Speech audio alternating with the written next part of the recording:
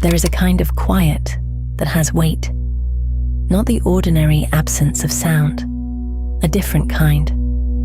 The quiet that comes right before something, a word, an answer, a verdict you didn't know you were bracing for. Your body notices before your mind does.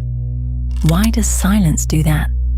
Why does the space between two sounds sometimes feel louder than the sounds themselves? You have felt it, the half second after you ask a question that matters, the held breath in a room where everyone is waiting for the same thing. A silence so full, it seems to press against your ears. What is the quiet actually made of? She asked him at the kitchen table, after the plates were cleared, in the ordinary light of a Tuesday. Do you still want this? Us. He didn't answer right away. In that gap, she found herself counting, not seconds, but his breathing. The way his hand stopped moving over his cup, the tiny motion of his jaw before words come. 4 seconds, maybe 5. It felt like the room had been holding something back for years, and only now let it show. Nothing happened in that silence, and everything did. The quiet wasn't empty. It was the shape of what she was expecting to hear, pressed up against what she didn't yet know. There is a real explanation for this, and it belongs to the way your brain listens. Neuroscientists call it predictive coding. Your auditory system doesn't wait passively for sound to arrive. It constantly generates a forecast of what it expects to hear next, based on rhythm, context, and pattern. When an expected sound is delayed or withheld, that unmet prediction doesn't simply disappear.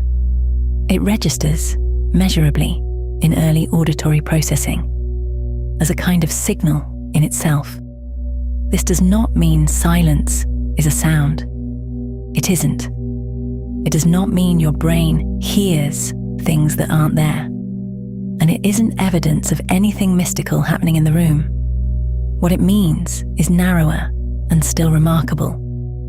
Your nervous system treats a broken expectation as information worth responding to. The weight you feel in a pause is your brain registering the gap between what it forecast and what actually arrived. Long before any of this had a name, contemplative traditions built entire practices around that same gap. In Zen aesthetics, there is a word, ma, for the pause that is not empty but active. The silence between two notes in a shakuhachi piece, the space between brush strokes, the breath before a bow. Ma is not treated as absence. It is treated as a place where meaning is still allowed to arrive. The religious society of Friends, the Quakers, built an entire form of worship on a related idea. Meeting for worship is held largely in silence, sometimes for a full hour, with no order of service, no sermon prepared in advance. Anyone may speak if they feel moved to. The stillness is not a gap before the real event. For them, it is the event. Neither tradition claims the silence contains something supernatural. What they claim, gently and consistently, is that silence deserves the same attention you would give to speech, that something is always happening in it, whether or not you're trained to notice. Tonight, try this. The next time a conversation goes quiet, a real pause, not an awkward one you rush to fill. Stay inside it for one extra breath before you speak. Don't fill it. Don't explain it. Just notice what the silence seems to be carrying before you decide what to say next. The plates were cleared. The room was ordinary. And somewhere in 4 seconds of quiet, something either held or let go. Some silences are just gaps.